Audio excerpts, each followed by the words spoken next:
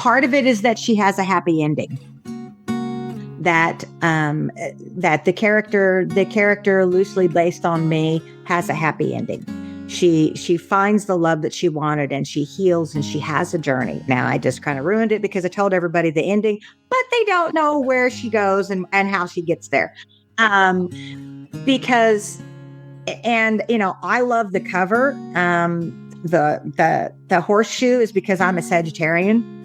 So I already am a fire sign, and I'm supposed to be sassy, but I lost some of that.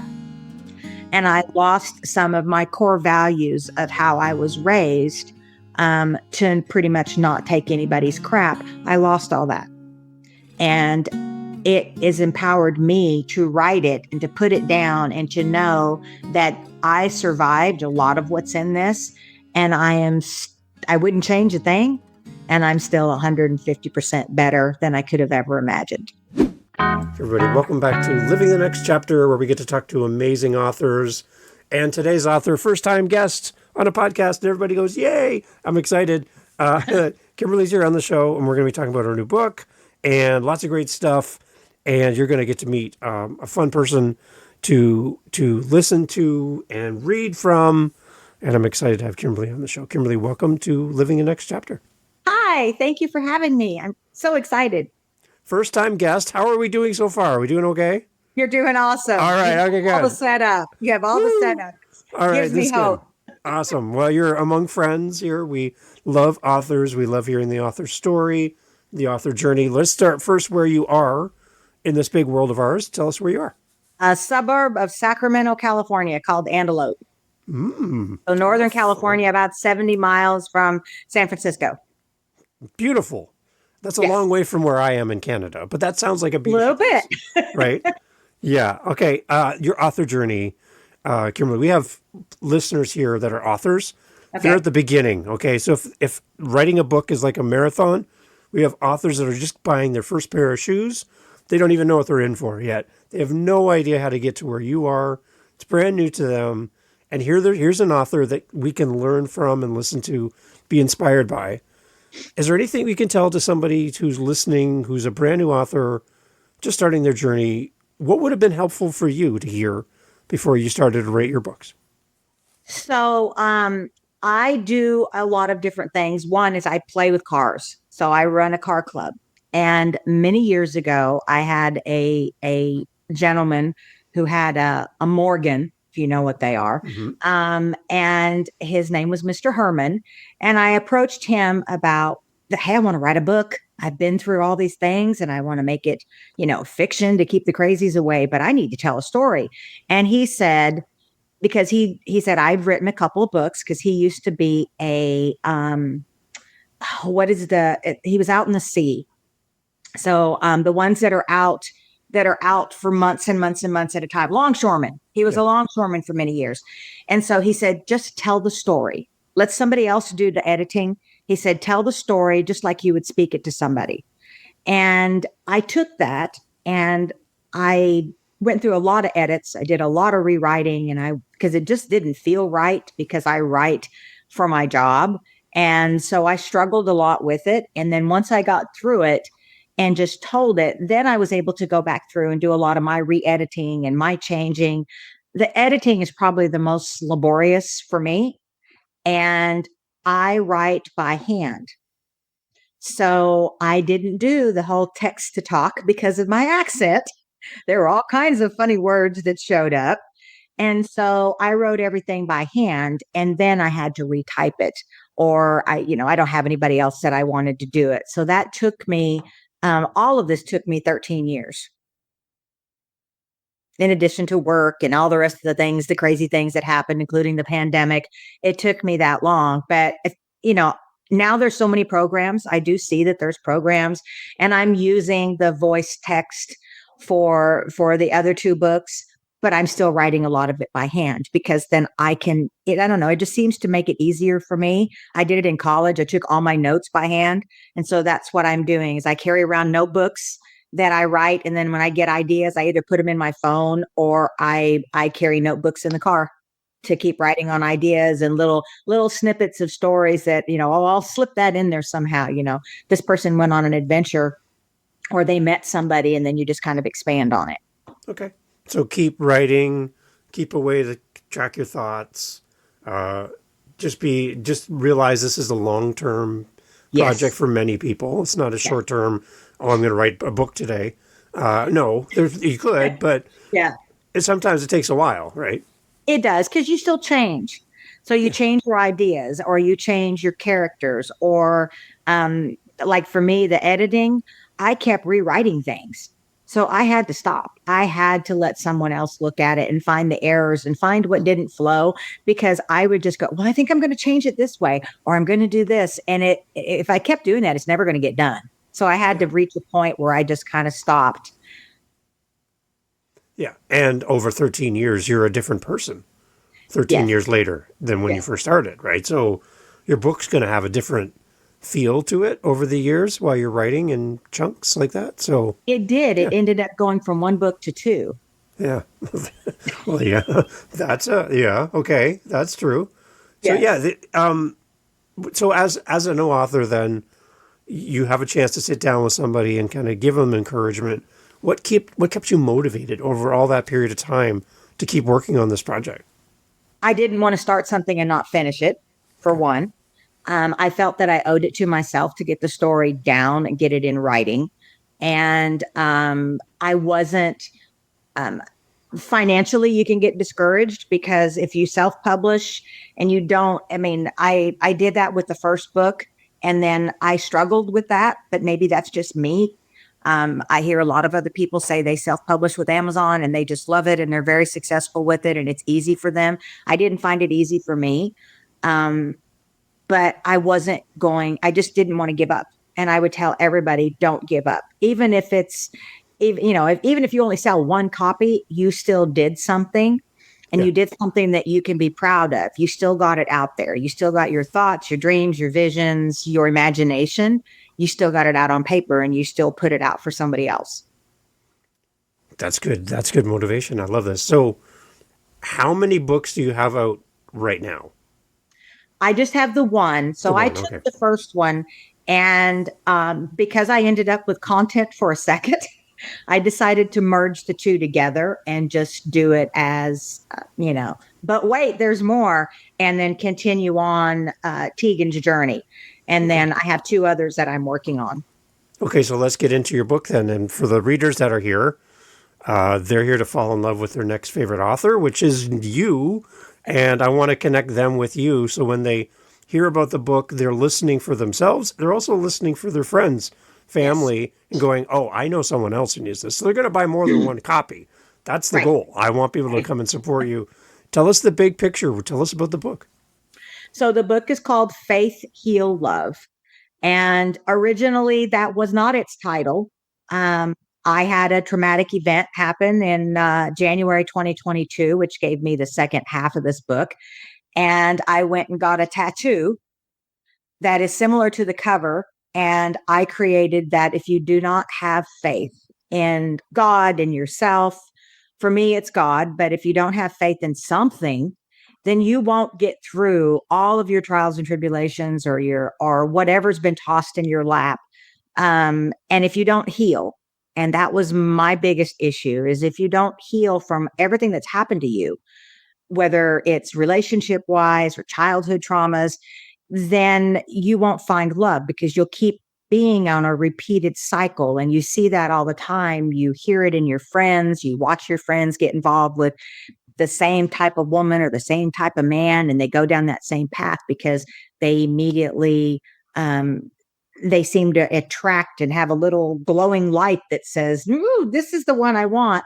And we have a tendency to sometimes we pick what we're used to and what we're accustomed to because we haven't healed from that. But it was my feeling that if I didn't do that, that I would not find the right love. Anybody can find love, but is it the right love? Is it the love that you deserve and that you need and that will be longstanding? Is it notebook type love? And that's, what a lot of us want. We want that eternal love. But if we don't get rid of all the baggage and stuff, we won't have it. Right, because the person that is looking to fall in love with us is looking for somebody that's on a journey of becoming better, understanding their weaknesses, addressing their weaknesses, being a better person, Yes. right? They're looking for somebody who's growing as well. Yeah. So from their perspective, looking at us, they're Yes. looking for us to be on that path as well. Right. And if we don't heal the triggers that we have from being abused and being gaslit, or for me being married to a narcissist, those triggers we think go away, Yeah. but they don't go away unless you work at them, because we're supposed to constantly evolve and grow. And when you reach a certain age, you've got baggage. It is what it is. But we get afraid. And I think that's another thing that I wanted to tell the story of, is don't be so paralyzed in fear that you can't escape someone that is hurting you, or that you think somewhere in your mind, well, they didn't really mean it and I must deserve it because I went through that and I took the blame for a lot of it, when in reality, and now having gone through therapy and working on myself, it was never me. So, Kymberly, you're in a bookstore. Your book's on the shelf, which is exciting. Your book's on the shelf. There's a person who's picked up your book and they have it in their hands. They're flipping over the front cover, back cover, front cover, back cover. They're kind of looking at it, kind of making a decision like, well, is this really for me? And here you come out of nowhere. You got your radar on. You're like, oh, somebody's got my book. You come up right beside them. What do you say to them in that moment to kind of give them like the overview of the book and like what they're holding and why this is a great book for them? I would ask them what on the back of the book makes them go, should I want to read this? Yeah. And based on their answer, if they go, oh, well, I'm a widow, then I would encourage them, and I would tell them that yes, that part of the book is very true. And if they said, oh, well, I've had somebody tell me that they couldn't take the book home because their significant other would be very upset at reading it. Mm-hmm. And so they had messaged and wanted to know if it was going to be ebook yet, or audio. And I said, no, not yet.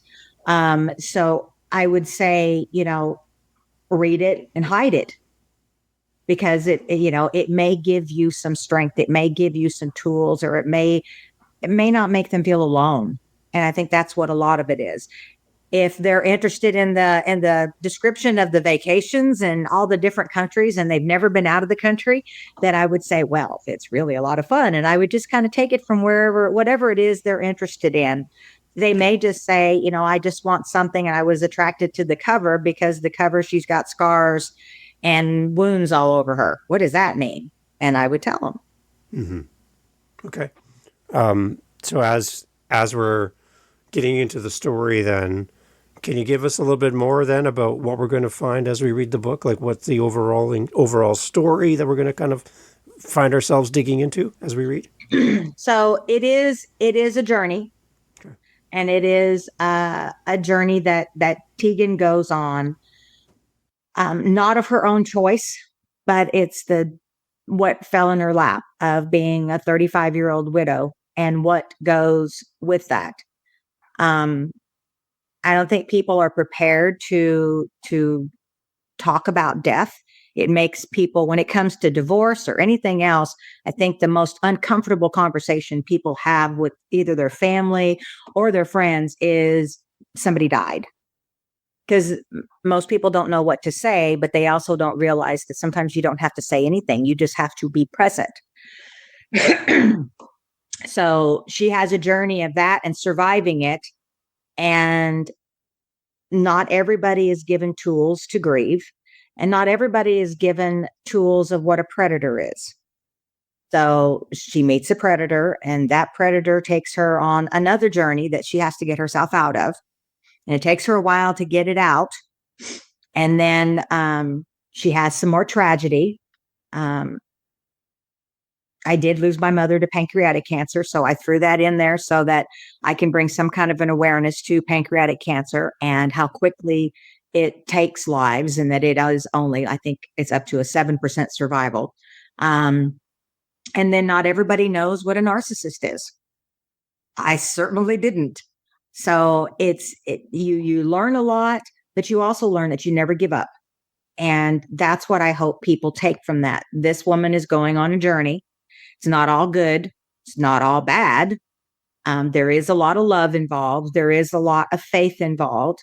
And there is traveling. So she does go on a divorce vacation to try to get through things, and try to make herself better, but not make herself over, if that makes sense. You don't want to, I wouldn't want to change anything that I've been through in any of my life. And I've had an extremely colorful childhood and life because it's made me who I am. So would I prefer not to be a widow? Yes. But it's also where it's got me where I'm at now. And it's given me the strength that I have. So she has a lot of strength. And the reader will see that she goes through a lot of, I guess, ebbs and flows, and love and passion and emotion and sex. And she finds finally true love, and she gets her heart in the right place. Okay. Now, talk about how the book is modeled after your story. How much of it is, would you say, percentage-wise, is based on your life? How much is fictionalized? Kind of what's kind of the breakdown as we will read the book? Well, they like the beginning says, you have to kind of change it up so that the crazies don't come out of the woodwork and they don't get offended. 85% of it is me. Oh, wow. Okay. All right. So your life has been a very interesting path. From my husband passing on until now. Yes. Yeah. Yes. What was life like before you lost your husband? Well, I'm a daughter of a single mother, and she was very colorful. So being from Arkansas, I moved around a lot as a kid. And in the 60s and 70s, it wasn't a real good thing to be a single parent. It was very frowned upon. And my mom struggled, but she did the best she could because she was a young mom. And she was my best friend. Doesn't mean she was perfect, but she definitely taught me a lot. And I don't have any, my father decided that it was more important to have a car and money than it was to have a daughter. So, but they were both car people. I guess that's why I'm in love with cars and I do so much with cars. But everybody was from California. So it was in 1992, my grandmother said, please don't let me die in this god awful state. So my mom was like, okay, I guess we're going back to California. And I'm like, not without me, you're not. So I came with them, and it is my home. I can't take away the fact that I was born in Arkansas, and I love Arkansas, and I love my friends that are there. But I don't really have any family now. I have some cousins, and that's about it on my dad's side, and some cousins on my grandma's side. But the travel out here, pulling a 5,000-pound trailer with 3 cats and 2 goldfish to move with hardly no money, because that's, my mom was kind of a gypsy. She would just pick up and go, okay, we're moving. Not great for a kid, but I didn't want to be in the state without her. And so we came out here and we made it work. And I met Douglas at a bar, because that's what we did. We used to party, and he was the bartender. And that's when the story moves from there, right? Yeah, there was an age difference, which is not a big deal. He was Australian, so you always had the fact that we would be out somewhere and people would come up and go, "Okay, she's Southern, and you're either Australian or you're from New Zealand. I don't know which. How did this happen?" Right. And we would just laugh it off because it would always be funny. Half the time, people couldn't understand what I was saying, and they definitely couldn't understand him. So it was always comical. But I don't know where things would be if he were alive, but I will say that it is. Somebody's asked me once if I would take knowing someone is dying over the unexpected, and I said I will choose the unexpected always, because 9 years after losing him, my mom died. And watching her deteriorate and become somebody that I did not recognize is, to me, one of the most gut-wrenching things that you can go through. Yeah. So Right. I'm an advocate for don't ever go to bed mad. Always tell somebody how you feel, whether it's good or bad, but tell the people that you love them. When you go to sleep, when you part ways, say, I love you in a message verbally, because you have no idea what's going to happen. Right. That living with intention piece that I Yes. don't think a lot of people understand. Yes. I think that is something we could all do better at. Yes. Just understanding how limited our path is. I have an exercise for men that I do when I talk to guys. I ask them to draw a line on the piece of paper, horizontal line, and then that's kind of represents your life, however long you want to make the line, and then make a vertical dash somewhere where you think you are on that line. Yeah. And that remaining piece is what you got left. And Yeah. how are you going to make the best of that? And Yeah. I think once you do that exercise, you're like, there's more line that's left that I've already lived than there is that I'm going to live. And I need to make the most of this time I have Yes. here on this world, right? Yes. My fellow now has a statement that I never thought of, but he said, you only die once. So we usually say we only live once. You need to do this and that. And he's like, no, you die once. You live now. And I'm like, oh, how come I never heard that? But he's absolutely right. So it's what you do now that counts. It's telling people that you love them. It's showing them. It's doing the dream that you've been putting down. So that's the other encouragement for writers. It isn't about your success. It's about doing something that you wanted to do. If you want to, like I want to go around a racetrack just once. I don't want to skydive, but I do want to hand glide and zip line just once. Then do it. Yeah. Skydiving, you have to be good at it from the first time out. Nope. Otherwise, there's no second time, right? So you got to be good at it, right? You got one shot. Yeah, that's the one thing too is just knowing that there's these things in life that we can work towards. We can have these goals and things. I think that really helps us to kind of navigate the things that are hard in life. Yes. Is just looking out for ourselves and looking for the lessons in life as well. And we will always have both. Right. The lessons and whether we wanted them or not, and there will always be. There's no perfect days. No. I mean, there's perfect activities, and there's a lot of good, but there's also, we live kind of in a negative world right now. Right. Where people don't, we talk about, when you say good morning to somebody, sometimes you get an answer of, I'm here. Or sometimes you get, well, I woke up. Well, I'm always blessed that I woke up, but people are just bleh. And so I try to, there's a security guard where I work, and every morning when you walk in and you say, good morning, how are you? He says, I'm blessed. How are you? And I stole his statement because I think it's awesome, because it'll throw people off and they'll go, okay, never mind. But maybe it'll make them happy. Maybe it'll make them happy. Or my guy says, I'm better than most, or something like that. And I'm like, oh, I guess that works too. Keeps people from being so negative. Yeah. Better than most, good as others, and better than most, or something like that. Yeah.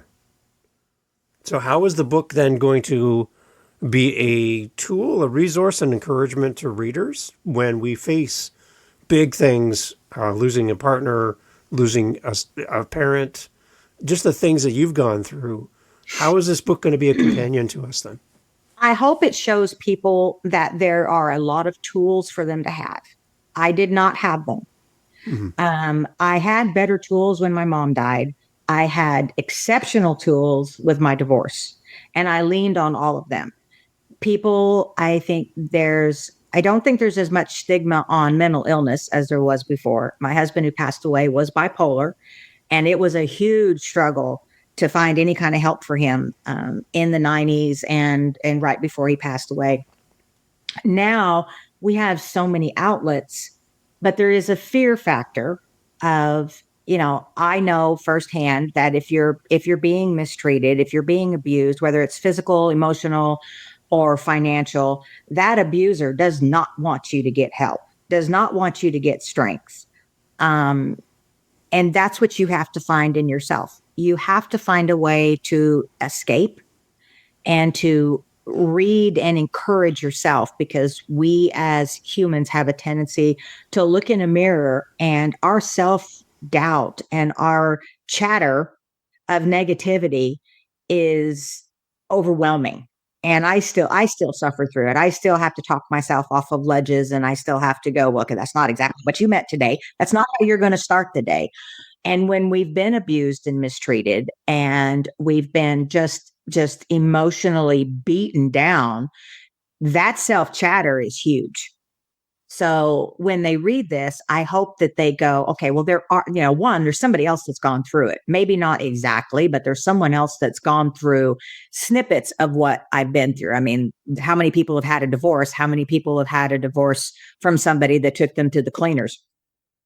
Or mistreated them in a way that they really didn't know if it was abuse or not. And I think men and women go through that. And maybe this will make them go, wow, maybe I should talk to somebody. I mean, counseling is almost completely free now. They have apps that you can do it for free. You have churches. If you don't want to go to a church, you have non-denominational churches. You have other centers, and you can do a lot of it electronically. So you don't ever physically have to leave. You can make phone calls, you can send emails. So there's so many different avenues. And I hope that's one of the avenues that they take by reading this. You mentioned the person in the bookstore contemplating buying the book, and you saying to them, hide it if you need to. But yeah, the one thing about podcasting is nobody knows what they're listening to right now. Right. And a listener to this show could be coming here for an answer from you, seeing the title of the episode, maybe knowing about your book or you and your story. The opportunities here in front of us, Kymberly, to talk to that person. Yes. In a safe way, where the person that's maybe causing them harm could be across the room from them, but they have no idea what they're listening to. It could be Ariana Grande right now, but it's us, right? Right. So in this moment of having that safety of hearing from somebody like you, is there any words that you can share with them to help them in this moment? So encourage them to find help, to get them into a better situation? They deserve better. If they're afraid, or if they think at all and suspect at all that they're being mistreated, right, we have a tendency to second guess and to go, well, he didn't really mean it. He said it and he really didn't mean it. If your instincts tell you that you're being mistreated and that this is wrong and this is not what you want, then follow your instincts and reach out to somebody. Reach out to a family member, tell somebody, put it in writing, and give that writing to somebody else. Write it down and say, if something happens to me, this is where you look. There are books. Like I said, there's books, there's church, there's organizations, there's different podcasts. I mean, when I met you, I started looking at other podcasts that are actually out there for grieving widows or for narcissistic abuse. There are so many Instagram reels that I followed to give strength and to give encouragement. You don't have to be a Christian or any kind of religion to go to a church to get help. Right. But if we're really trying to escape, the churches will take you. They will take your animals. They will take your pets. They're not going to be as overwhelmed. And if you walk in and say, I need help, they will help you and find a way. Right. Yeah. So, that's a good point. And even if you don't have a faith background at all, it doesn't matter. Doesn't matter. No, it doesn't matter. And especially, a lot of people are more comfortable if they don't have a faith to going to a non-denominational, but no church will turn you away. It doesn't matter. It doesn't matter what your faith or your belief is. They will help you get away from your situation. Good. Yeah, that's good. So the book is in the world, is here to help us. As an author for this book, what makes you proud and excited to share the message of the book? What just lights you up when you see that book in front of you and go, it's real. Like, I'm glad this book is in the world. Part of it is that she has a happy ending. That the character loosely based on me has a happy ending. She finds the love that she wanted, and she heals, and she has a journey. Now I just kind of ruined it because I told everybody the ending, but they don't know where she goes and how she gets there. Because and I love the cover. The horseshoe is because I'm a Sagittarian. Mm-hmm. So I already am a fire sign, and I'm supposed to be sassy, but I lost some of that. And I lost some of my core values of how I was raised, to pretty much not take anybody's crap. I lost all that. And it has empowered me to write it and to put it down and to know that I survived a lot of what's in this. And I wouldn't change a thing. And I'm still 150% better than I could have ever imagined. We touched on narcissism and living in it with a narcissistic partner or member of your family or someone in your world. In terms of narcissism, it can be very subtle. Yes. And I think sometimes people default and think that it's big, obvious things are narcissism. But there's little subtle things that can compound over time, and people might mistake what's happening with them to be, oh, that's not narcissism. That's just my husband, or that's just my wife, or whatever. Yeah. Can you kind of unpack a little bit for people listening who maybe don't even realize that they're being treated in this way? Explain more about your journey about that part. So I didn't really know. I mean, I didn't really know about a narcissist until everything started happening to me. And then I started reading it because I went into therapy and I started reading it. And the therapist was like, well, it sounds like you were married to a narcissist. And I'm like, really? For exactly why you said. It wasn't subtle. It wasn't. And it wasn't like the other guy. I mean, there wasn't. So as the more I read and the more I dug into it, it can be as subtle as, you're really going to wear that today? You kind of look like garbage, or teasing you. So my ex used to pick at me all the time. He would belittle little things, and he'd do it in front of other people. So, oh, you're cooking, her cooking really sucks. Or did you see what she did? And it would be constant. And I thought for a while it was a joke. Well, remember the time that she ran into the garage door, and he would tell that to different people. And I'm like, why are you telling people that? So after a while, I'm like, stop bringing it up all the time. And the more that I read when you truly love somebody, you don't talk like that. You don't treat them like that. And deflection. Nope. Nope. That's not what I meant. That's what you heard, but that's not it at all. Or defensiveness. Well, you're misinterpreting what I'm saying. And, that's on you, where they flip it around and they never, ever take responsibility as something as simple as, what you said hurt my feelings. Oh, well, deal with it. I didn't mean it. Well, yeah, you did, because you've said it multiple times. And so the stronger that you get and you confront them more, or you try to make, it's in our, I'm going to say it's in our DNA to try to tell people. I mean, if you've been married, it's like, hey, that kind of hurt my feelings. The natural response is, oh, I'm sorry. I didn't mean to say that. I really didn't. And I apologize. Narcissists aren't humbly apologizing about anything. They will continue to repeat it, and they will always make it seem like you caused them to do it, which is also what a physical abuser does. I wouldn't hit you, but you made me. You made me mad. So if you didn't make me mad, then I wouldn't behave this way. Well, narcissists are not necessarily physical, but they can be. And it's like, well, if you didn't provoke me, or you didn't cause this, then I wouldn't react or say this way. I wouldn't be so demeaning to your feelings, or how you think I'm acting. Right. And the whole idea of making somebody else feel small, Yes.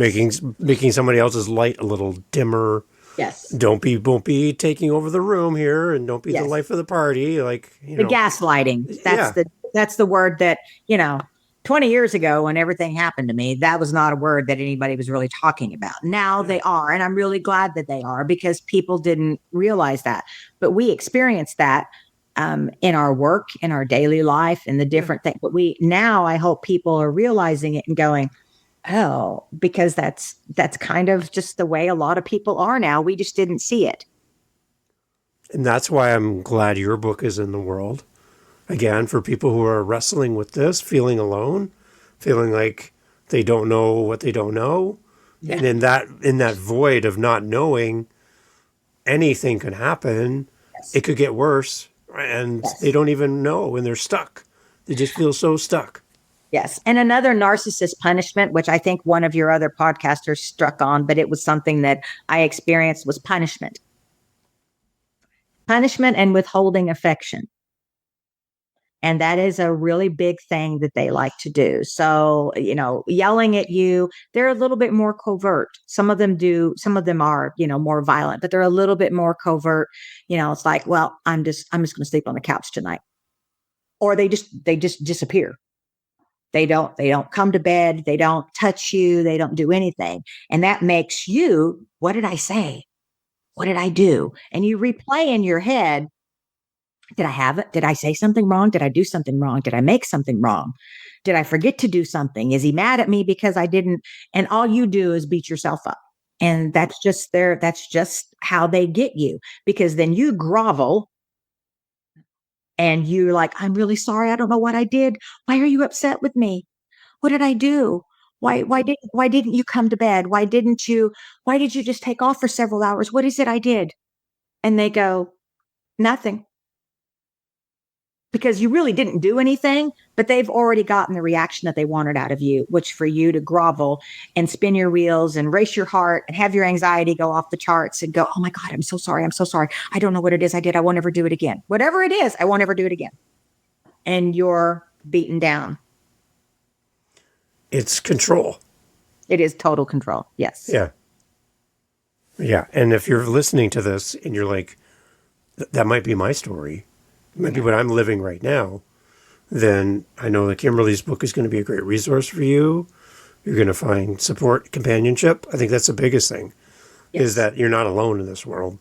So this book is going to be a great thing to kind of walk you through and give you some other perspective from a different lens, and you can apply it to your life. So that's a good thing.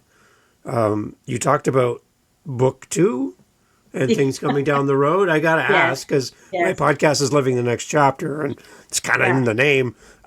You're working on new projects, right? So there's something coming as well? I am working on 2 more, but I want to go back and I want to say one thing. Mm-hmm. Change is hard. Yeah. Change is very hard, and it's very scary. The fear of the unknown, because we get so, if you take somebody that's getting ready to lose their house or getting ready to get divorced, and you happen to have somebody like I had where they want to take everything from you, that fear is paralyzing. Nobody wants to be homeless, but that's when I would say there is still a way to get help and to get through all of that. And maybe I don't want to see anybody be homeless, but I will tell you that everything I've lost has been so worth it. I'm working on The Do-Over.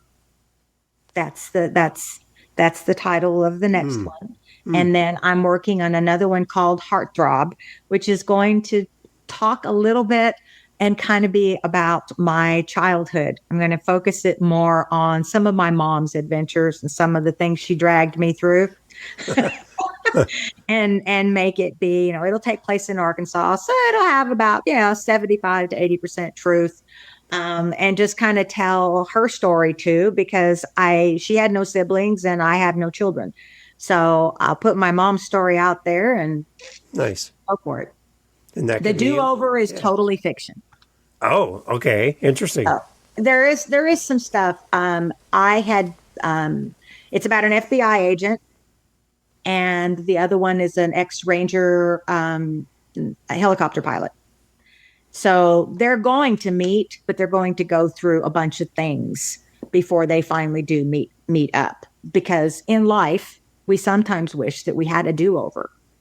So they're going to go through all their crap on both sides, and then their do-over will be each other. Nice. There's always hope, right? There is always hope. and I do not believe in hope.